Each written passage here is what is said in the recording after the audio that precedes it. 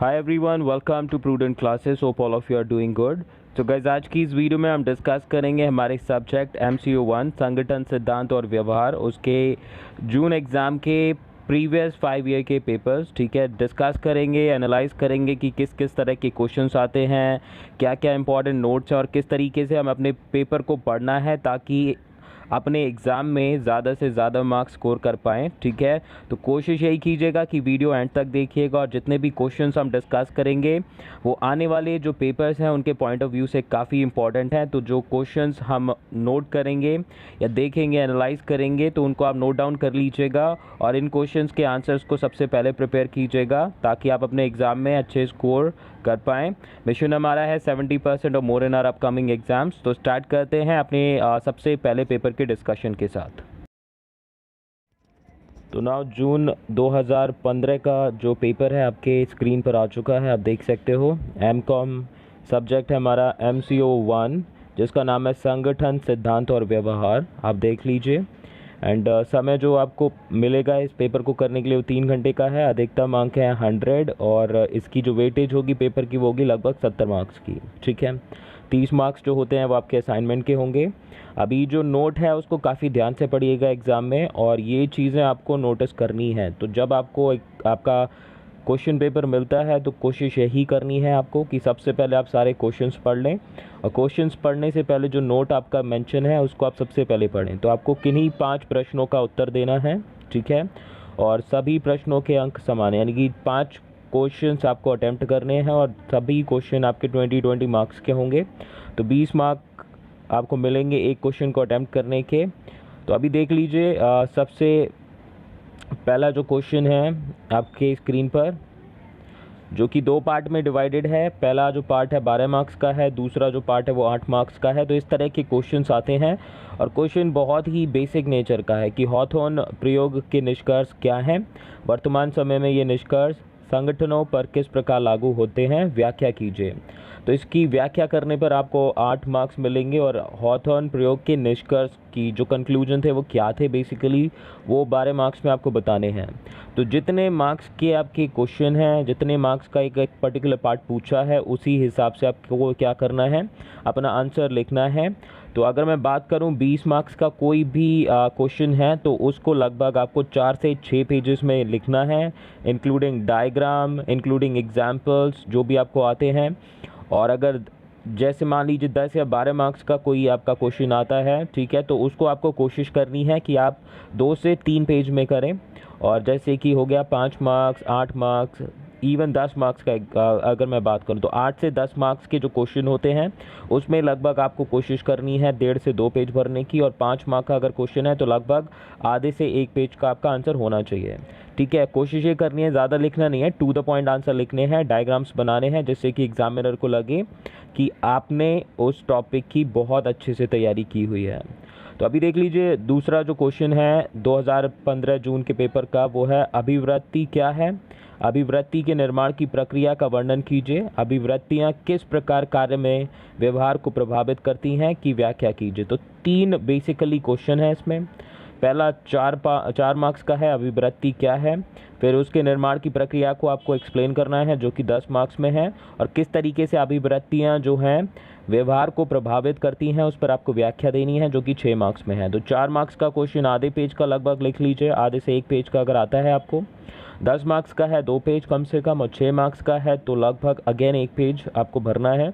तो इस तरीके से अपने आंसर आपको क्या है लिखने हैं। बाकी किस तरीके से आपको एग्ज़ाम में आंसर लिखने हैं अपने 5 मार्क्स के क्वेश्चन में, 10 मार्क्स के क्वेश्चन में, 20 मार्क्स के क्वेश्चन में, उसमें मैं आपको आगे वीडियो देने वाला हूं। उन वीडियो को देखिएगा और एक एक पॉइंट को अच्छे से समझ लीजिएगा। जो भी वीडियो देता हूं गाइस, देखिए आपके एग्ज़ाम में आपको बहुत हेल्प करेंगी।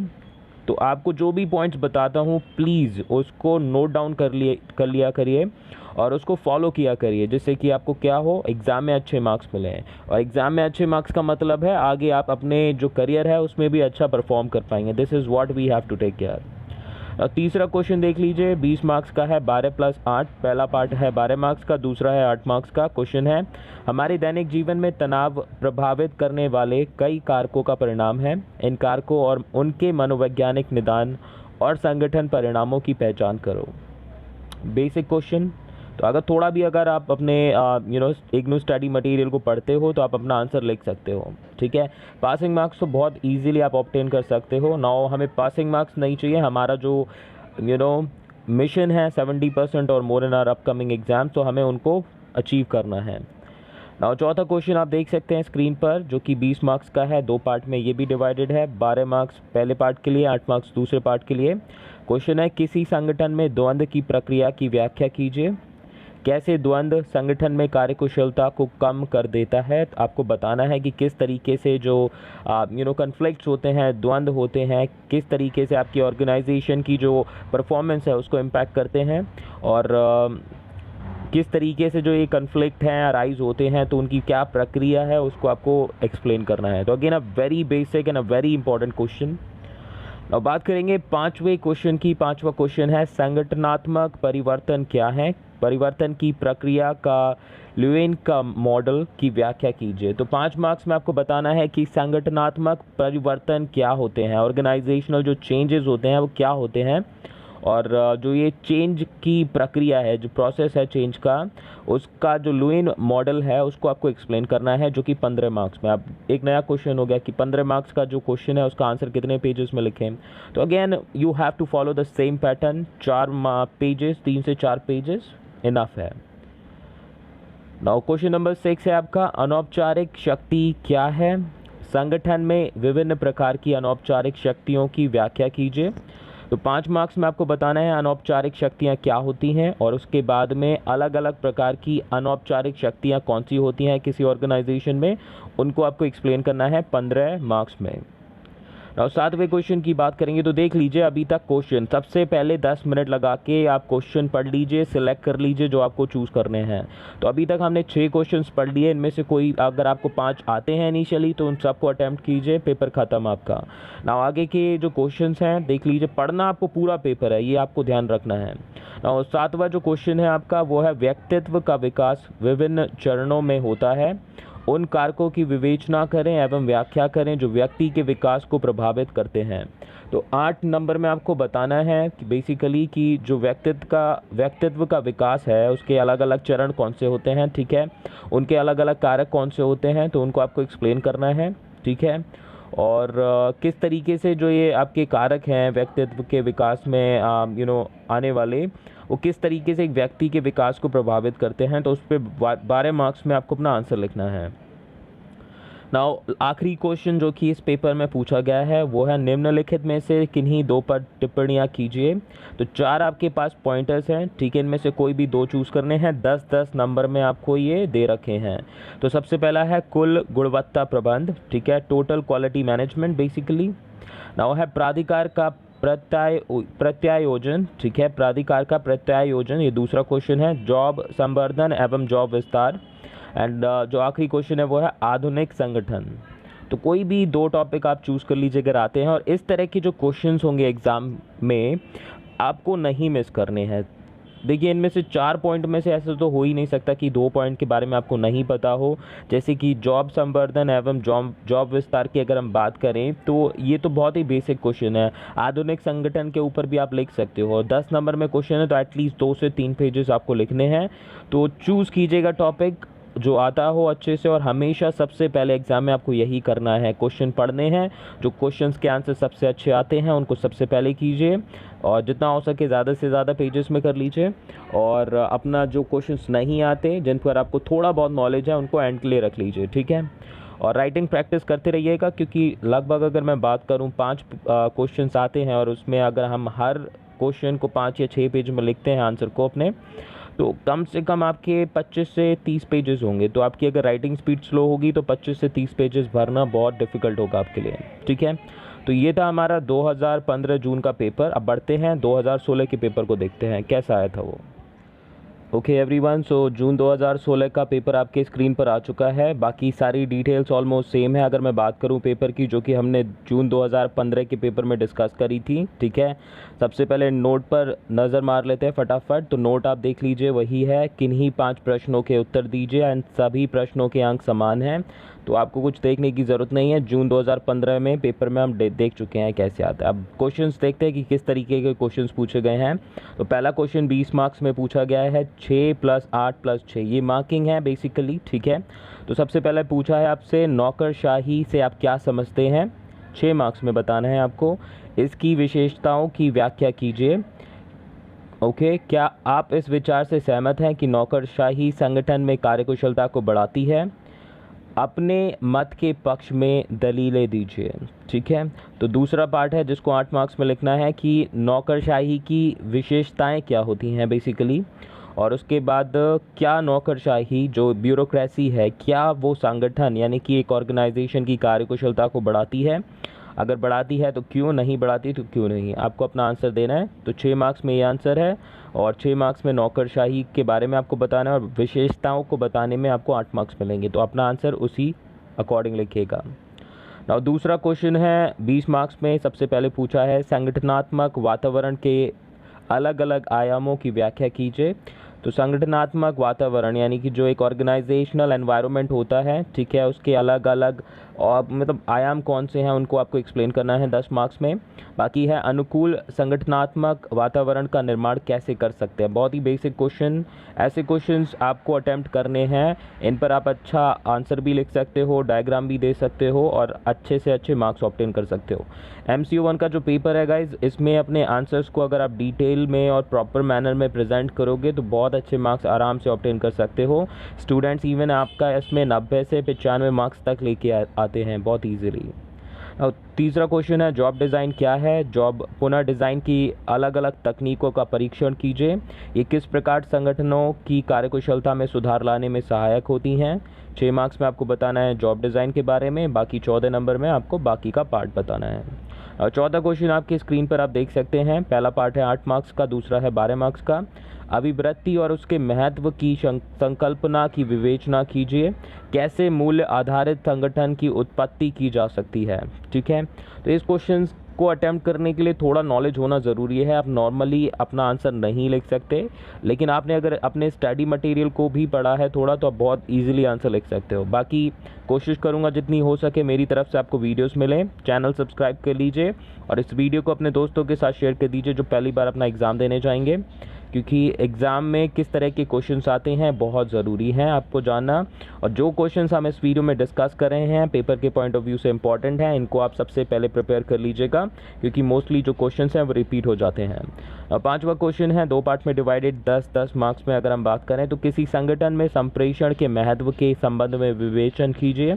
यानी कि जो कम्युनिकेशन है कितना इंपॉर्टेंस रखती है बेसिकली उसको आपको बताना है एक ऑर्गेनाइजेशन में। और संगठन में प्रभावी संप्रेषण को बनाने के तरीकों को सुझाइए। तो क्या क्या इंपॉर्टेंट आपके मेथड्स होते हैं, तरीके होते हैं जिनको आप क्या कर सकते हैं एक इफेक्टिव कम्युनिकेशन के लिए यूज़ कर सकते हैं, तो आपको वो बताना है। नाउ नेक्स्ट क्वेश्चन है 20 मार्क्स में, 2 पार्ट में डिवाइडेड है, 10-10 मार्क्स फॉर ईच पार्ट।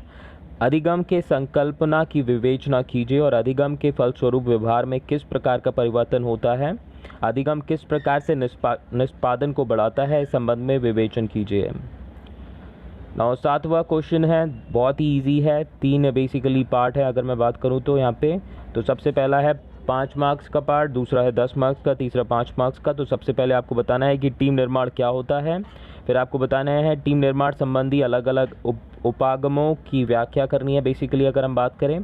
तो उसके बाद है कि आप मानते हैं कि टीम निर्माण की प्रक्रिया में ये उपागम सहायक हैं। तो जो आप उपागम बताएंगे बेसिकली उनके बारे में आपको बताना है क्या वो इम्पॉर्टेंट हैं कि नहीं हैं। तो आप जो पॉइंट लिखेंगे इंपॉर्टेंट होंगे तो उसी तरीके से आप एक्सप्लेन कीजिएगा इनको। अब 8वां क्वेश्चन, ठीक है, टोटल 5 करने हैं, तो आपके पास 8 क्वेश्चंस हैं पेपर में, चूज़ करने हैं कोई भी 5। तो पेपर पढ़िएगा सबसे पहले और उसके बाद अपना आंसर लिखिए। तो लास्ट क्वेश्चन है निम्नलिखित में से किन्हीं 2 पर संक्षिप्त टिप्पणियाँ कीजिए। द्वंद्व का प्रबंध पहला पार्ट, दूसरा है परिवर्तन के प्रतिरोध के स्रोत, अवित्तीय अभिप्रेरक और अंतः सांस्कृतिक प्रबंध, ठीक है। तो बहुत ही इजी पेपर है एंड टोटल क्वेश्चंस बहुत ही बेसिक नेचर के पूछे गए हैं। चैनल पर आपको इनके आंसर्स भी मैं जल्द से जल्द प्रोवाइड करूंगा, तो सब्सक्राइब कर लीजिए। अभी बढ़ते हैं नेक्स्ट पेपर पर। सो एवरीवन, जून 2017 का पेपर स्क्रीन पर आ चुका है। ठीक है, ऑलमोस्ट बाकी पैरामीटर सेम हैं। नोट भी अगर हम बात करें तो वही हैं जो कि जून 2015 और 16 में देखे थे हमने। तो कोई भी 5 प्रश्नों के उत्तर आपको देने हैं। तो सबसे पहला जो क्वेश्चन है वो आपका 6+14 यानी कि 2 पार्ट में डिवाइडेड है। सबसे पहले मैं पूछा है, संगठन के नव क्लासिकी सिद्धांत के योगदान का विवेचन कीजिए। क्या आप सोचते हैं कि नव क्लासिकी सिद्धांत का ही संशोधित रूप है? उदाहरणों सहित व्याख्या कीजिए। तो 14 मार्क्स में आपसे एक क्वेश्चन पूछा है जो कि एक्सप्लेनेटरी क्वेश्चन है, और सबसे पहला जो पार्ट है 6 नंबर में बहुत ही बेसिक है, तो वो एक पेज में आप अपना आंसर दे सकते हैं। बाकी जो ये 14 मार्क्स का क्वेश्चन है इसको लगभग आपको 3 से 4 पेज में मेंशन करके दिखाना होगा। तो बहुत अच्छे से, और अगर आपने थोड़ा बहुत पढ़ रखा है इस पर्टिकुलर चैप्टर को, तो आप बहुत आराम से अपना आंसर लिख सकते हैं। बट एक चीज़ ध्यान रखिएगा कि ऐसे क्वेश्चंस जब भी अटैम्प्ट करें तो you need pretty much clarity about these concept. तो बहुत ज़्यादा क्लियर अगर हैं कॉन्सेप्ट से तो ही अटैम्प्ट कीजिए, नहीं तो छोड़ दीजिएगा ऐसे क्वेश्चंस को। दूसरा है 6+14, सेम आपका उतने ही मार्किंग के साथ में 2 पार्ट में डिवाइडेड क्वेश्चन। क्या आप सोचते हैं कि कर्मचारियों के व्यवहार को समझने तथा उनके व्यवहार से निपटने के लिए समुचित युक्तियां डिज़ाइन करने के लिए कर्मचारियों के व्यक्तिगत गुणों का उपयोग किया जाता है? विवेचन कीजिए तथा उन गुणों की व्याख्या कीजिए जो एक संस्था में व्यवहार को प्रभावित करते हैं। बहुत ही बेसिक और बहुत ही अच्छा क्वेश्चन, ऐसे क्वेश्चंस को आपको छोड़ना नहीं है। नाउ अगला क्वेश्चन है आपका, ठीक है, जो कि है 10-10 मार्क्स के, यानी कि 2 पार्ट में बेसिकली डिवाइडेड है। सबसे पहला पार्ट है का सही प्रत्याक्षण की बाधाओं का उदाहरणों सहित व्याख्या कीजिए। और दूसरा है जो हमारी परसेप्चुअल स्किल्स होती हैं, यानी कि प्रत्यक्ष ज्ञानात्मक कौशलों को विकसित करने की तकनीकें कौन कौन सी होती हैं, तो उनको आपको एक्सप्लेन करना है। ठीक है, तो ऐसे क्वेश्चंस अगेन नहीं छोड़ने हैं, अटैम्प्ट ज़रूर करने हैं अगर आपने थोड़ा बहुत पढ़ा हुआ है। चौथा क्वेश्चन है, एक संस्था में संप्रेषण के महत्व का उल्लेख कीजिए। संप्रेषण को प्रभावी कैसे बनाया जा सकता है? उदाहरणों सहित व्याख्या कीजिए। जैसा कि हमने पिछले पेपर में देखा था, बिल्कुल एक मिलता जुलता क्वेश्चन था। तो देख लीजिए, पेपर में क्वेश्चंस रिपीट होते हैं, तो जो क्वेश्चंस हम डिस्कस कर रहे हैं इंपॉर्टेंट है आपके आने वाले पेपरों के पॉइंट ऑफ व्यू से। तो ध्यान से अपने क्वेश्चंस को देख लीजिए, एनालाइज कीजिए, और उसके बाद में क्या कीजिए, इन क्वेश्चंस को सबसे पहले प्रिपेयर कर लीजिए। नाउ 5वां क्वेश्चन है, संगठनात्मक वातावरण के आयामों की व्याख्या कीजिए। किसी संस्था में अनुकूल संगठनात्मक वातावरण का निर्माण कैसे किया जा सकता है? विवेचन कीजिए। ये भी आपका मिलता जुलता क्वेश्चन है जो कि हमने 2016 के पेपर में देखा। नाउ संगठनात्मक विकास के क्या उद्देश्य हैं? संगठनात्मक विकास प्रक्रिया की उदाहरणों सहित व्याख्या कीजिए। तो 6 नंबर में आपको बताना है कि संगठनात्मक यानी कि ऑर्गेनाइजेशनल डेवलपमेंट के क्या क्या एम्स होते हैं, और इसकी प्रक्रिया को आपको समझाना है उदाहरणों के साथ में 14 नंबर में। नाउ बात करेंगे 7वें क्वेश्चन की। 6 मार्क्स का पहला पार्ट है जो कि है अभिवृत्ति के निर्माण के 2 प्रमुख स्रोतों की व्याख्या कीजिए, 6 नंबर में।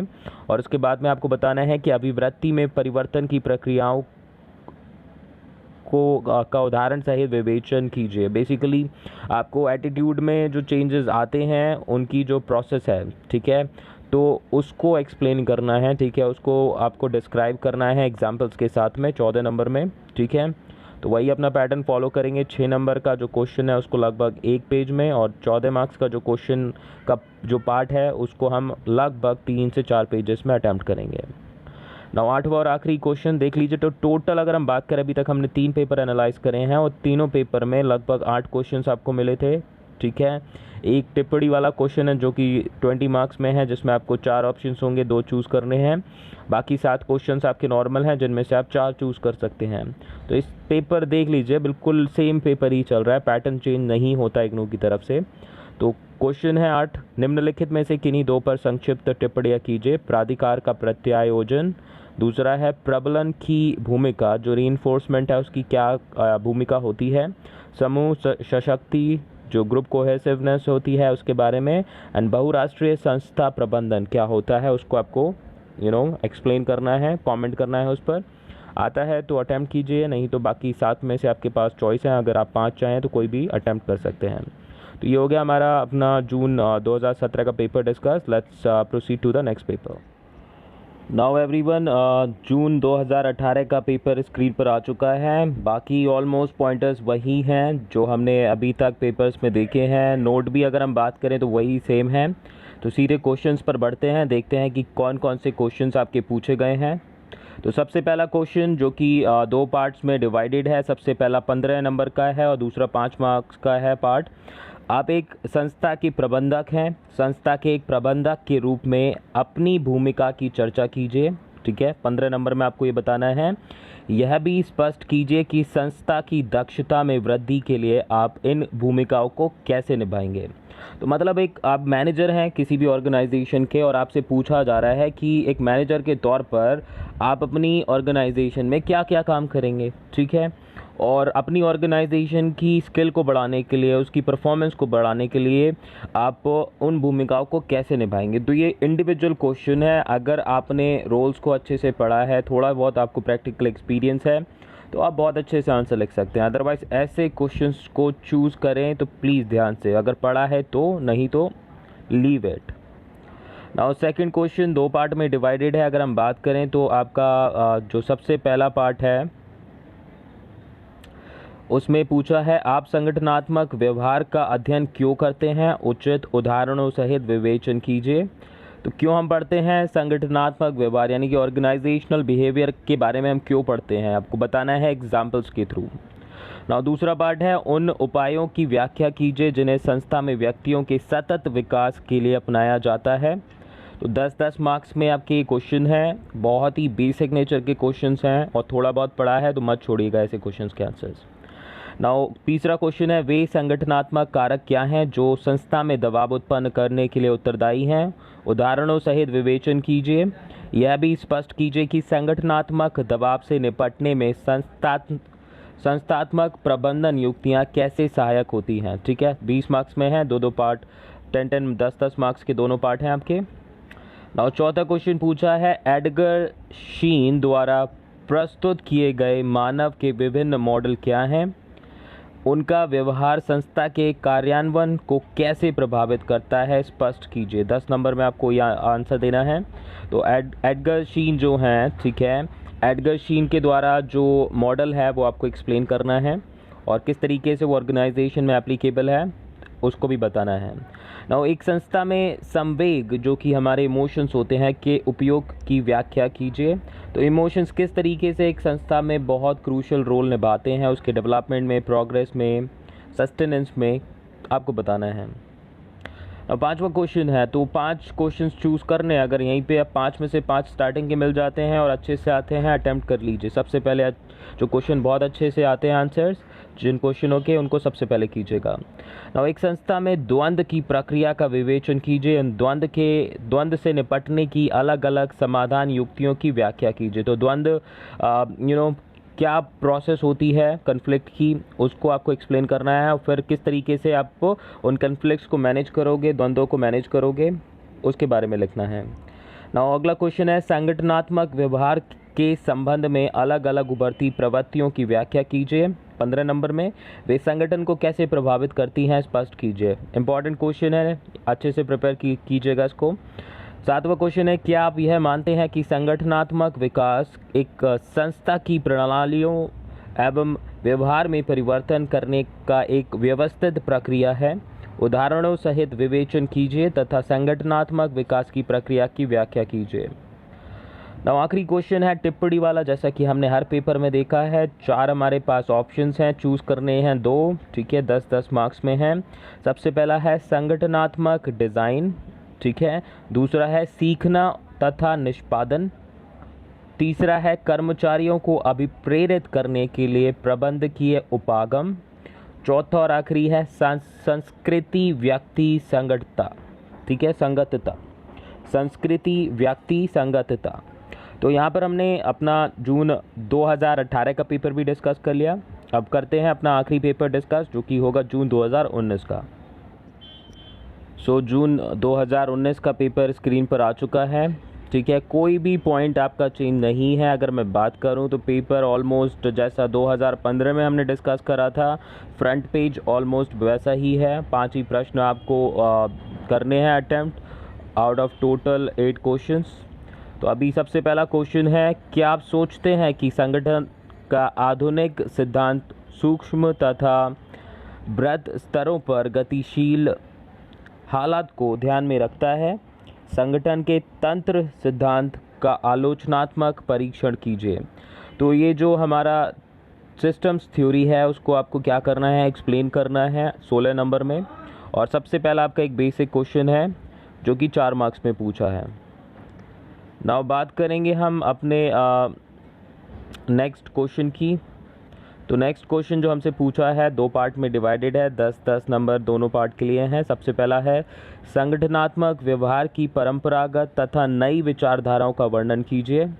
दूसरा क्वेश्चन है अपने व्यक्तियों के विकास हेतु संगठन द्वारा अपनाए जाने वाले अलग अलग उपायों की व्याख्या कीजिए, उपयुक्त उदाहरण भी दीजिए। तो आपके जो ऑर्गेनाइजेशन में काम करने वाले लोग हैं तो उनको किस तरीके से आप डेवलप कर सकते हो, उनके विकास में किस तरीके से ऑर्गेनाइजेशन एक रोल प्ले कर सकती है, आपको एग्जाम्पल के तौर पर बताना है कौन कौन से उपाय अवेलेबल हैं।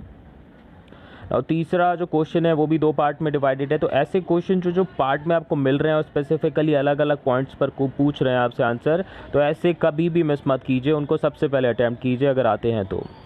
नाउ सबसे पहला पार्ट है एक संगठन के व्यक्तियों के व्यवहार को अभिवृत्तियाँ किस प्रकार प्रभावित करती हैं, उदाहरणों की सहायता से अपने उत्तर को अग्रहित कीजिए। ठीक है, तो किस तरीके से एटीट्यूड जो है ऑर्गेनाइजेशन में आपके बिहेवियर को इम्पैक्ट करते हैं, एग्जाम्पल्स के थ्रू आपको बताना है। नाउ समझा बुझाकर यानी कि परसुएजन अभिवृत्ति में परिवर्तन की प्रक्रिया का वर्णन कीजिए। नाउ चौथा क्वेश्चन है एक संगठन में दबाव की विशिष्टताओं की पहचान कीजिए, दबाव को प्रभावित करने वाले अलग अलग अंत संगठनात्मक कारकों का वर्णन कीजिए। ठीक है, 5 मार्क्स और 15 मार्क्स, तो जिस हिसाब से आपके क्वेश्चन का मार्किंग है उसी हिसाब से अपना आंसर लिखिए। 5वां क्वेश्चन है अभिप्रेरण के ERG सिद्धांत तथा मैक्लेलैंड सिद्धांत का समालोचनात्मक परीक्षण कीजिए। ये सिद्धांत कार्य अभिप्रेरण में पर कैसे लागू होते हैं। ठीक है, तो 15 नंबर में आपको बताना है आपके ERG सिद्धांत और मैक्लेलैंड सिद्धांत, और इस पर आपको क्या करना है, क्रिटिकल कमेंट करना है बेसिकली। ठीक है, और इसके अलावा अगर हम बात करें तो किस तरीके से ये सिद्धांत जो है अभिप्रेरण पर लागू होते हैं इसको आपको एक्सप्लेन करना है। और छठा क्वेश्चन है एक संगठन में जॉब डिज़ाइन को प्रभावित करने वाले अलग अलग कारक कौन से हैं, उनको एक्सप्लेन करना है 10 मार्क्स में, जो है पार्ट 1 में। पार्ट 2 में पूछा गया है जॉब डिज़ाइन के अलग अलग मॉडलों की व्याख्या कीजिए। ठीक है, नाउ 7वें क्वेश्चन की अगर हम बात करें तो उसमें पूछा है आपसे एक संगठन में द्वंद्व के अलग अलग स्तरों का वर्णन कीजिए, द्वंद्व के प्रभाव का भी उपयुक्त उदाहरणों सहित विश्लेषण कीजिए। तो 14 नंबर में आपको बताने हैं अलग अलग स्तर कौन से हैं द्वंद्व के ऑर्गेनाइजेशन में, और उसके बाद में आपको बताना है कि बेसिकली जो द्वंद्व के प्रभाव हैं वो क्या होते हैं और उनको एग्जाम्पल्स के थ्रू बताना है आपको। ठीक है, नाउ 8वां क्वेश्चन जो है जैसा कि हमने हर पेपर में देखा है टिप्पणी वाला क्वेश्चन है, 2 क्वेश्चन आपको चूज करने हैं आउट ऑफ 4। तो सबसे पहला है संगठनात्मक व्यवहार की उत्पत्ति, दूसरा है अधिगम तथा निष्पादन, और तीसरा है समूह निर्णयन, तो ग्रुप डिसीजन मेकिंग जो होती है जिसको हम बोलते हैं समूह निर्णयन। और चौथा और आखिरी क्वेश्चन है हमारा इस पेपर का जो कि है एक संगठन में परिवर्तन का प्रबंध। तो ये सारे क्वेश्चंस हैं आपके, और जैसे कि मैंने आपको बोला सभी इंपॉर्टेंट हैं, तो अटेम्प्ट कीजिए कि सबसे पहले ये क्वेश्चंस आपके अच्छे से प्रिपेयर हो जाएं। आई नो कि आप सभी के पास इतना टाइम नहीं होता कि आप सारे पेपर डिस्कस कर लें, तो इसीलिए मैंने यहाँ पर सारे क्वेश्चंस डिस्कस कर लिए और आपको बता दिया कि किस तरीके से पेपर आता है। तो ये 30 मिनट्स आई एम श्योर कि आपके बहुत यूज़फुल रहे होंगे। वीडियो अच्छी लगे तो लाइक ज़रूर कर दीजिएगा जिससे कि मुझे मोटिवेशन मिले, और किसी टॉपिक पर अगर वीडियो चाहते हैं तो कमेंट करके बता दीजिएगा। I try to get back to as soon as possible. And हाँ, सब्सक्राइब करना मत भूलिएगा। और अभी के लिए इतना ही। Thank you so much for watching this video and perform your best in your exams. Bye bye.